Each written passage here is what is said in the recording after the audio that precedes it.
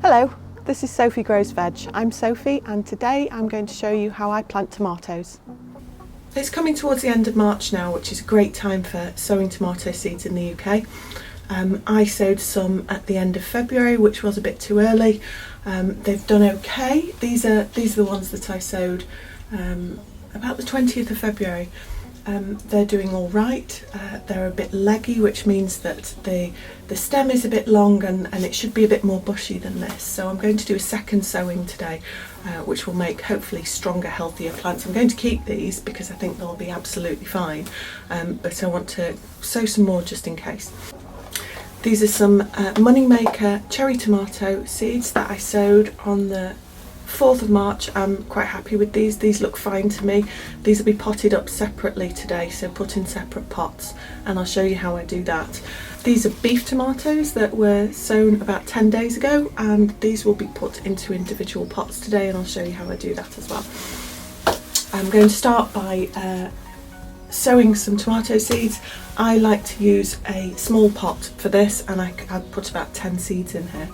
The reason I'm using a small pot to begin with is I can get probably about 10 seedlings in here, and this won't take up a huge amount of space on the windowsill, which means there's more space for the larger plants that are needing to still be inside at this time in the year.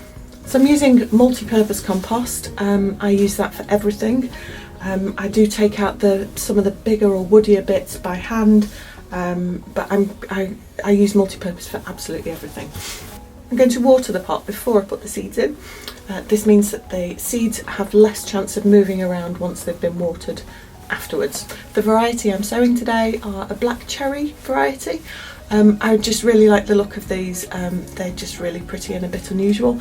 I've also sown some striped tomatoes, which are Tigerella. A couple of different types of large beef tomatoes, and I've got some Moneymaker and also some tumbling tomatoes, which I can put in hanging baskets instead of putting them in the ground or putting them in the greenhouse. So the seeds are quite small. I'm going to use about 10, and I'm just going to place them on the top of the compost. A little bit of compost on top.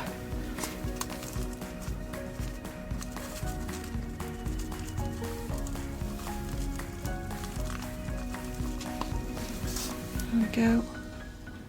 Just make sure they're all covered. I'm not pressing down firmly, and then a tiny bit of water on top again. Those will go in the house now on the windowsill, and within about 5 to 10 days we should start to see seedlings popping up. These ones here were sown 10 days ago, so they should hopefully look a bit like this, or maybe even bigger, within about 10 days, at which point I will put them into individual pots or individual cells.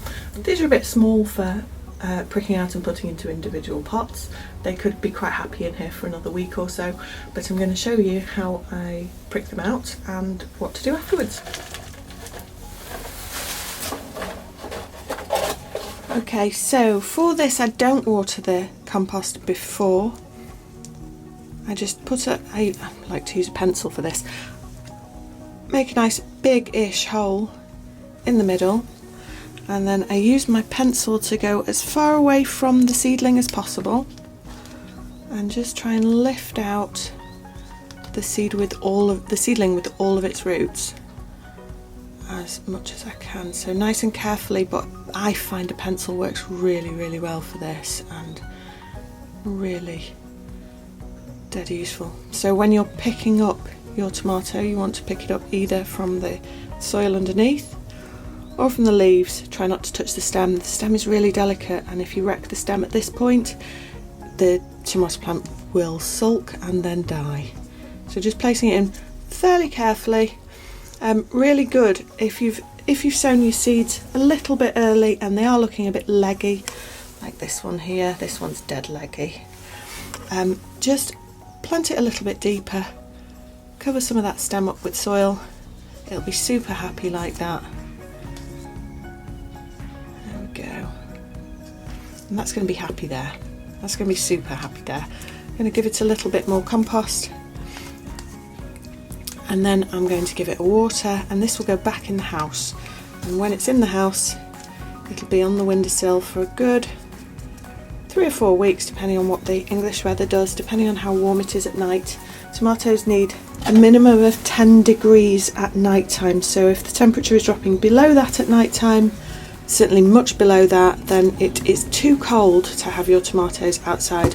Just going to give this a little gentle water and then it'll be ready to go back on the windowsill.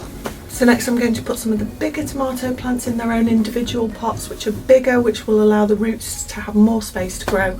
Again, I'm going to pot them up a little bit higher, so I'm going to cover a bit more of the stem, hopefully to make the plant stronger and to encourage root growth as well, because the roots will actually start to grow underneath the soil from the stem itself, which is another reason why it's really important to try not to touch the stem when you're moving your plants.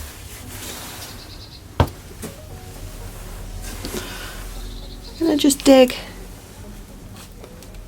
underneath here just to try and get some movement. There's loads of different ways of getting this. You could turn the whole thing upside down and give it a tap and that would come out. I like to do it this way because it's a bit easier for me. Now I'm going to put my finger in the corner and gently lift it out. I know that these aren't pot bound because I've checked the roots already. There we go. So there's the roots, and they're all going to go in there quite happily, quite deep down hopefully, so that we can bury some of this stem, make the plant nice and strong hopefully.